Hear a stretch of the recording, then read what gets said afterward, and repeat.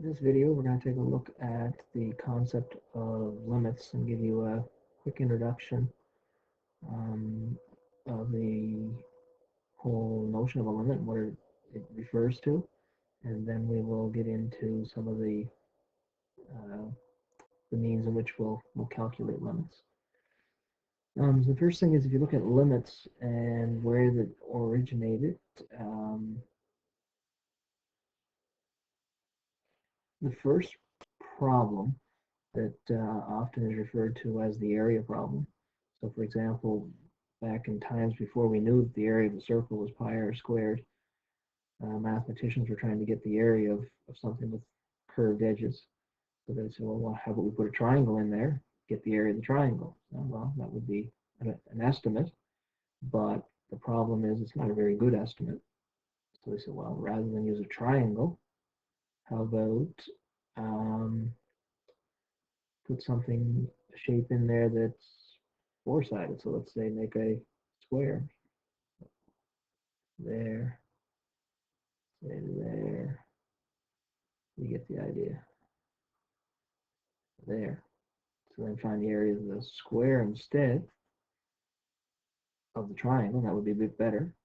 Well, then the theory behind it is, well, instead of using the four-sided figure, put a five-sided figure. Then maybe put a 10-sided figure. Maybe put a 50-sided figure. And the whole idea is that the more sides you put on the polygon, the better the approximation would end up being for the area. So what they determine that to be a limit. So the area you'd get closer and closer to would be the actual area of the circle. Wouldn't be the exact area, but it will be as close as you wanted it to be. That was kind of one problem. So then the other problem that they associate with deriving some of the things behind calculus was this one. This one I think they attribute to Newton. And what he was trying to do was get the slope of a tangent line. So for example, this dot right here, if I was to draw a tangent line, I'm just going to get a line here. Let's say that line. So that would be a tangent line. And move that a bit.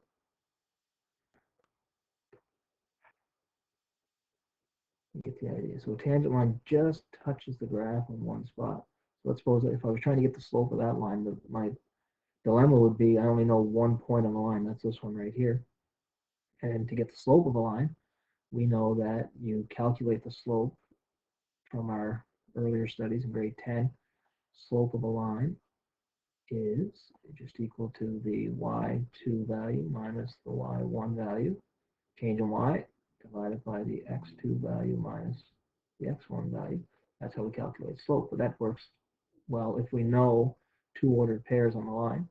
So the problem is I only have one. Well, what they did is they drew a secant, which would be this red line instead, and they would get this point off the graph combined with this point down here off the graph, and they'd have 2 points, and they could get the slope of the secant and say, well, that line approximates the slope of this line. Well, the problem with that is that line's not a very good approximation. So if you look at this one and notice that it comes down here and hits the axis, let's say here, well, the theory behind it is, well, instead of putting the point so far away, why don't you move the point closer? So let's say it was here instead. And now you'd go up, hit your graph, let's say there, drawing a line through those two, and you can see that that line is getting a little closer in terms of slope to this one. Still not perfect, but it's a little better than the original one. I said, well, we could make it better, move that line over even closer. So now that line is here. And the theory behind it is you keep moving that line or that point over closer to this one. So the first one we have is here. So move it closer and closer and closer to that point so that the distance between those gets smaller and smaller. And basically you want the distance between those to approach or get close to nothing or zero. And then if you did that, the secant line, when you calculated its slope, would be very, very, very close to the slope of that green line. And that's the kind of the notion of a limit. It's a number you're getting closer and closer to, not exactly reaching, but you're getting closer and closer to it. Anyway, that's just some kind of the background on what do they mean when they say a limit. So let's get a little bit more formal and look at the notation. So this symbol or this notation is how we're going to write out limits. It's usually with a lowercase l, so lim, limit of some function. And then underneath it, it will be x with a little arrow pointing to the right, and that's pronounced x is approaching whatever this number may be. And then we're going to define and figure out some different ways to calculate what this answer is here. So if I say over here, the limit of some function as x is approaching, let's say 3, is equal to 7, that would be interpreted to mean there's some function that when the x values are getting closer and closer to 3, then the y values on the function are getting closer and closer to 7. Now, I find this graph down here sums it up kind of nicely so we can see what this really means. So if I look at this picture, it's a nice continuous graph all hooked together. If I pick numbers that are close to A, so like just over here or just over here, whatever that number is, doesn't matter. And I say, where do I hit the graph? Well, if I go just above it, I'm hitting the graph somewhere around there. If I go just below it, I'm hitting the graph somewhere around there. The closer I pick to that number, A, whatever it is, the closer and closer I'm going to get to that number, whatever it is up there, which is L. So the limit of this function as the x value is getting closer to A would be equal to L. Now, if I look at this one, it's the same graph, but there's a hole in it up here and the dot down here, which means that if x is equal to A, the answer would be this number, whatever it is over here. Right? You come straight across, whoops, that's the right line, straight across to here, and I'll just put some number, whatever that is. So when x is equal to A, the function would be equal to that number. However, if we pick numbers close to A, that means they're just below it or just above it. Let's say I pick this number right here. Well, I'd hit the graph up there somewhere. If I pick a number that's ever so slightly above that, I'd hit the graph right up there somewhere. So I'm getting numbers that are close to that number when the numbers that I choose are close to but not equal to the letter A, whatever number that is. So same thing. As I get closer to A on the function f of x, this is f of x, the function, the y value on the function is getting closer and closer to that number up there. And the third scenario is where the graph completely doesn't even exist at this number. So I fill that number in and check on it. So let's say this was 2. If I say, well, what's f at 2? Your answer would be it doesn't exist because there's a hole in the graph there. However, if you're doing the limit of f of x as you get close to 2, it does exist because we're not picking this number. We're picking numbers ever so slightly close to that number. So if you pick a number that's just down here, you hit the graph there. You pick a number that's just to the right of it, you get an answer that's there. So this one would also have the property that the limit of this function, f of x, as x is approaching A, is also equal to L, whatever that may be. So all three of these graphs have the same limit. The limit of the function as x is getting close to A is equal to L. Oops. Which is what this box down here says. Okay, so if we take some actual concrete examples and we look at limits from reading them from graphs, that's the first thing we want students to learn how to do. It's how do I read a limit from a graph? Down here. And I've got some boxes, and they're all going to refer to this graph here. So there's some new notation down here as well that you're going to see. And we'll see here, this says the limit of g of x as x is approaching 2. And this little symbol looks like a negative sign, except it's on the wrong side. It's kind of up where you'd see an exponent. That's a symbol that means approaches the number 2 from the left-hand side. So that's going to be really important. This one, there's a little plus sign after it. That means x is going to approach the number 2 from the right-hand side of 2. Now, I'll show you what that means in a second. And then this third one, you'll notice it doesn't have the plus or the minus sign. So if it doesn't have that, that implies that you're going to check both sides. All right, so let's go to this first one. It says, what's the limit of g of x as x is approaching 2 from the left-hand side? So x, here's x, along here at your x's. Here's 2. So it says approach the number 2 from the left side. Well, this would be the left side over here. So if I pick a number that's just to the left of 2, what I'm trying to figure out is where do I hit the graph? Well, if I pick a number that's right there, I go up here and I hit the graph up there, which means that if I pick numbers that are just so slightly left of the number 2, they are getting closer and closer to the number 3 on this graph. So this answer here is going to be a 3. This one, next one says, okay, now I want you to approach 2 from the right-hand side. So I go to 2 and the right-hand side. So just to the right of 2, I hit the graph here, which is close to the number 1. So the limit of this function g of x as I approach 2 from the right-hand side is hitting the graph near 1 on the y scale. So this answer is 1. Well, the third one says, what's the limit of the function as you approach 2, but it doesn't specify left or right. So what that means is you have to consider both. Well, the left side, we already determined it's getting close to 3. The right side, we've just determined it's getting close to 1. Well, here's another important property then. In order for the limit of a function to exist, you have to get the same number from the left side as you do from the right side. So unfortunately, in this one, when we check the left side, we're getting 3. And when we check the right side, we're getting 1, which would mean when I go to do this one down here that doesn't specify, my answer is going to be does not exist.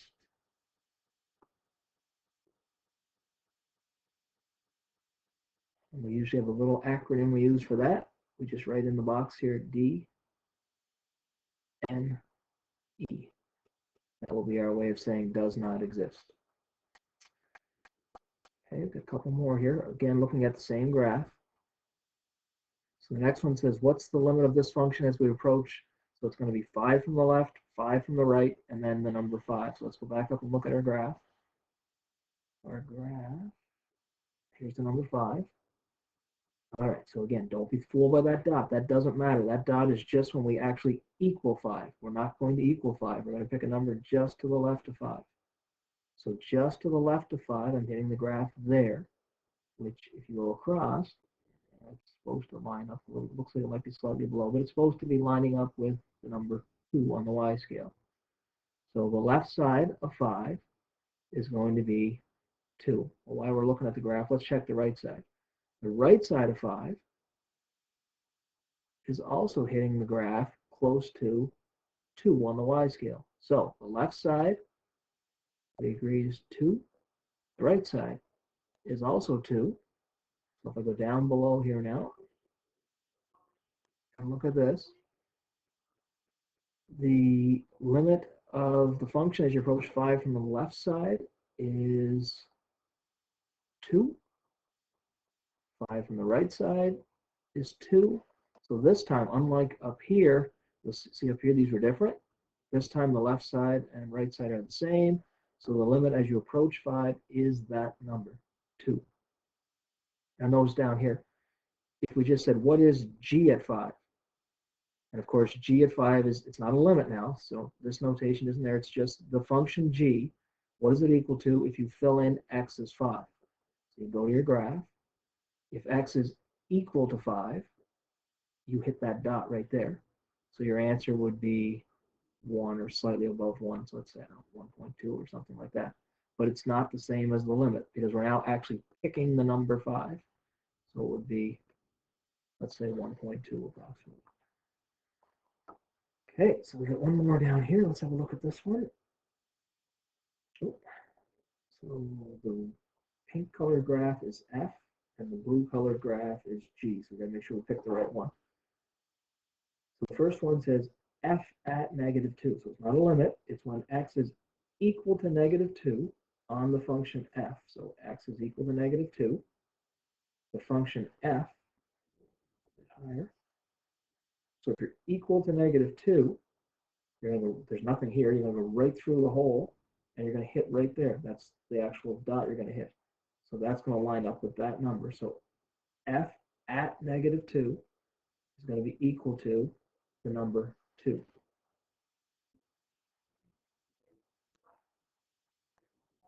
The limit of this function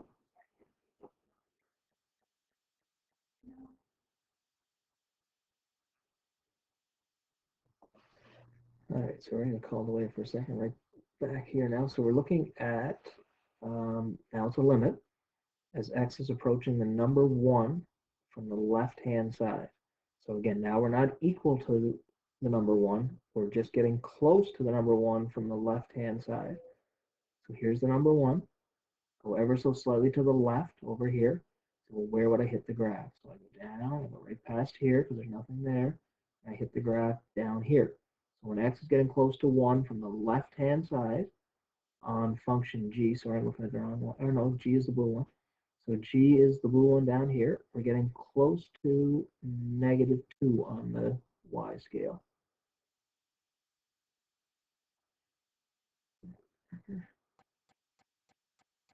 -2. G at 1. So it's not a limit anymore. This was X is actually equal to the number 1. So X is equal to the number 1. I hit the graph right there. So it's also equal to -2.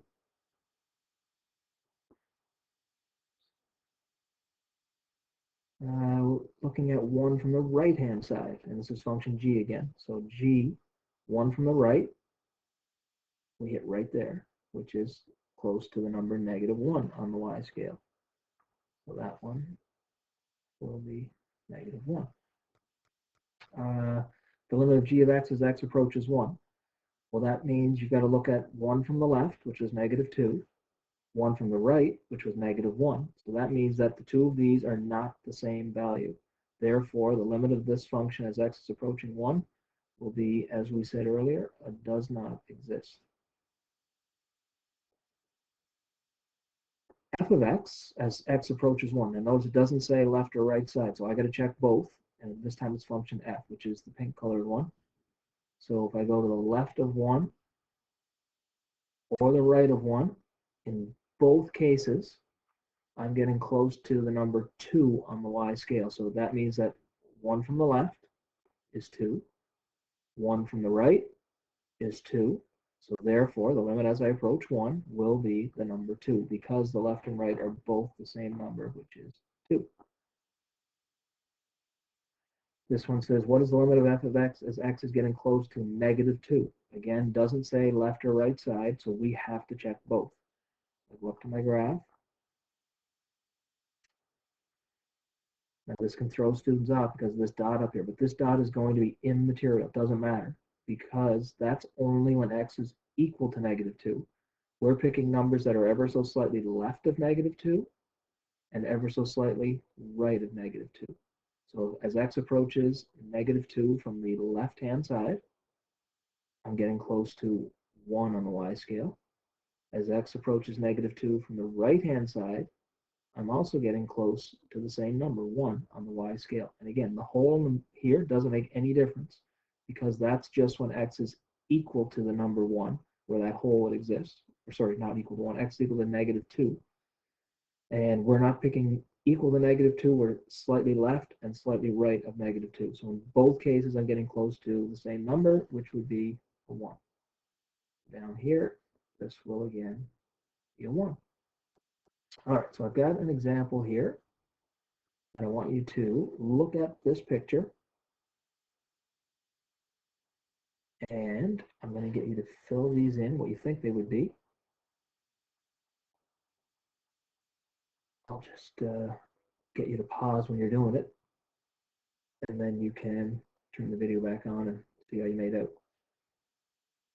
All right, here are the answers. So as the limit of f of x, which is this function, as x is approaching -2 from the left-hand side, -2, left side, getting close to -1. That one should be -1.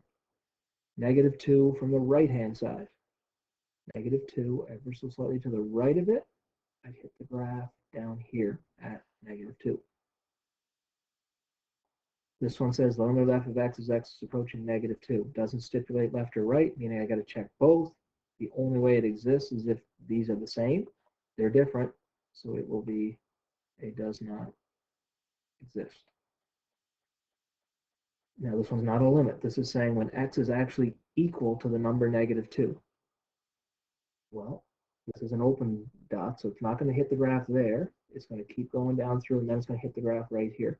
So f equal to -2, you'll get a y value of -2. F at 1, so if I pick x is equal to 1, nothing here, open circle here. There's a closed in dot there, so it's going to hit the graph here. So this is going to give me a 1. Now the limit of this function as I approach 1 from the left side.